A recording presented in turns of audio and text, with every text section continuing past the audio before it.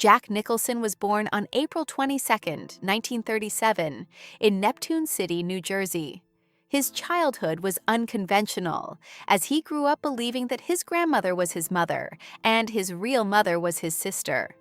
This revelation came much later in his life, adding an unexpected layer of complexity to his personal history. Growing up in a working-class family, Nicholson was drawn to performance and storytelling from an early age. His interest in acting developed slowly but steadily as he pursued a career in Hollywood. His early years were not glamorous, and Nicholson worked his way up from being a gopher at MGM's cartoon studio, learning the ropes before landing acting roles. It was a journey of persistence and determination, as he slowly carved out a place for himself in an industry that often tests one's resilience more than it rewards immediate success. The struggles and breakthrough Nicholson's big break came in 1969 with Easy Rider, where his role as the boozy lawyer George Hanson earned him his first Oscar nomination. The film was a cultural milestone, propelling Nicholson into the mainstream and launching his career in a new direction. However, his road to stardom had been anything but easy. Throughout the 1970s, Nicholson's career was marked by a series of roles that showcased his extraordinary ability to embody complex and troubled characters. Films like Five Easy Pieces, 1970, and The Last Detail, 1973, helped cement his status as one of the most versatile actors of his generation. These roles weren't just performances. They were explorations of disaffection, alienation, and the struggle for identity, themes that resonated deeply with audiences. The iconic role of Randall McMurphy. One of Nicholson's defining roles came in 1975 with One Flew Over the Cuckoo's Nest, where he portrayed Randall McMurphy, a rebellious figure in a psychiatric hospital. His performance was nothing short of iconic, capturing the spirit of the 1970s counterculture and making McMurphy one of the most memorable characters in film history. Nicholson's portrayal won him his first Academy Award for Best Actor and solidified his place as a cultural icon. What made McMurphy such a captivating character was Nicholson's ability to balance humor with a deep sense of moral outrage. His fierce independence, coupled with a natural vulnerability, made the character feel alive in a way that few actors could achieve. This film, and Nicholson's performance in it, remains a milestone in both his career and cinema as a whole. A Darker Side, The Shining, and The Joker. Nicholson's career took another dramatic turn in 1980 with Stanley Kubrick's The Shining, where he played Jack Torrance, a writer who descends into madness while isolated at a remote hotel. Nicholson's portrayal of Torrance is one of the most chilling and unforgettable performances in film history. The famous line, "Here's Johnny," has become synonymous with the film and a moment in pop culture that still resonates today. But Nicholson's versatility as an actor wasn't limited to horror. In 1989, he took on another iconic role as the Joker in Batman, directed by Tim Burton. His portrayal of the villain was both sinister and playful, setting a new standard for comic book villains on screen. The performance was so impactful that it influenced generations of actors who would go on to play the Joker in future adaptations. The Soft Side, Terms of Endearment, and As Good as It Gets. Throughout his career, Nicholson has shown an extraordinary range, effortlessly switching between dark, intense roles and softer, more vulnerable characters. In Terms of Endearment, 1983, Nicholson's performance as Garrett Breedlove, a retired astronaut, earned him another Academy Award. He brought a charm and tenderness to the role, demonstrating that his talent wasn't confined to playing the rebellious or disturbed characters he was often known for. In 1997, Nicholson stunned audiences again with As Good as It Gets, where he portrayed Melvin Udall, a misanthropic and obsessive-compulsive writer. His performance, balancing humor with vulnerability, won him yet another Academy Award, proving that even decades into his career, Nicholson had the ability to surprise and reinvent himself. This role, like many others, showcased his ability to take a character with flaws and make them lovable, something only a few actors can achieve. The later years, about Schmidt and the Departed. As the new millennium began, Nicholson continued to evolve as an actor, taking on roles that displayed his versatility and ability to connect with audiences on a deeper emotional level. In 2002, he starred in About Schmidt, a tragicomedy where he played Warren Schmidt, a retired widower facing the challenges of his later years. Critics hailed his performance as one of his best, demonstrating that Nicholson could excel in quieter, more understated roles.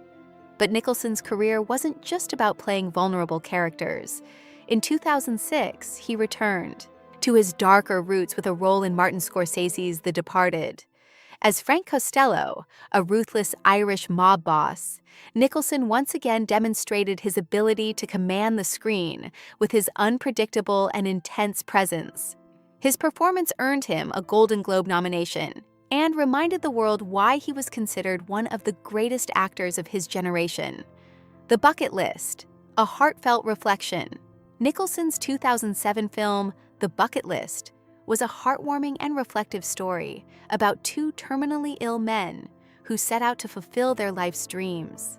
Nicholson's role as the wealthy, emotionally guarded Edward Cole allowed him to explore themes of mortality and redemption. The film resonated with audiences around the world, inspiring many to think about the things they wanted to accomplish in their own lives.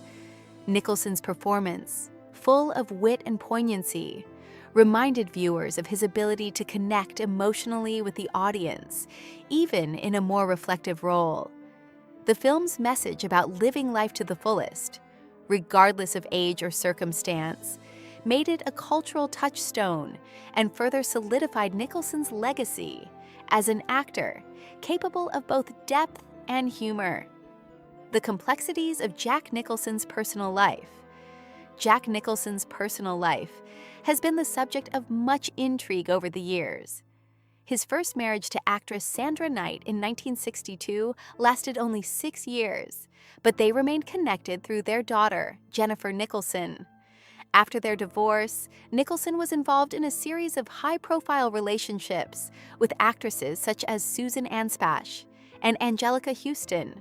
His relationship with Houston, which lasted for nearly 17 years, was both highly publicized and tumultuous, marked by infidelities that ultimately led to their breakup.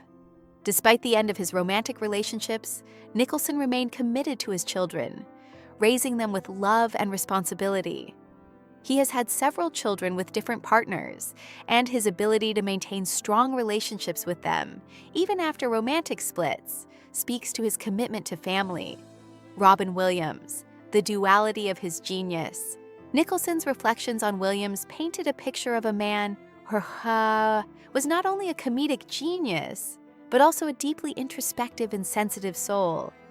There was a tenderness in him, Nicholson said, remembering how Williams could make you laugh until you cried.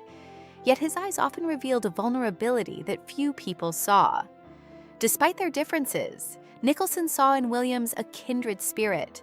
Both actors were known for their larger-than-life personalities, but where Nicholson could be intimidating with his menacing grin, Williams had the ability to charm with his quick wit and boundless energy. Yet beneath it all, there was a shared respect between the two. Nicholson praised Williams for his ability to listen and connect with people, an ability that made him stand out in an industry often dominated by superficiality. The loss of Robin Williams, a light gone out. The death of Robin Williams in 2014 was a profound loss for Nicholson, who admitted that the news hit him harder than he expected. When Robin left us, it was like a light went out in the world, Nicholson reflected, his voice heavy with emotion. He described how the loss of Williams left a void in Hollywood, one that could never truly be filled. For Nicholson, Williams' death was a stark reminder of the fragility of even the brightest stars. We think these people are larger than life, but they're human, just like the rest of us, Nicholson said. This acknowledgement of Williams' humanity made his death all the more painful for Nicholson, who recognized the depth of his friend's struggles and the magnitude of his contribution to the world. A legacy of generosity. Robin Williams' impact. As Nicholson concluded his reflections on his friend, he spoke about the generosity of spirit that defined Williams' life. He gave everything he had every time, whether it was on stage, in a movie, or just talking to a friend.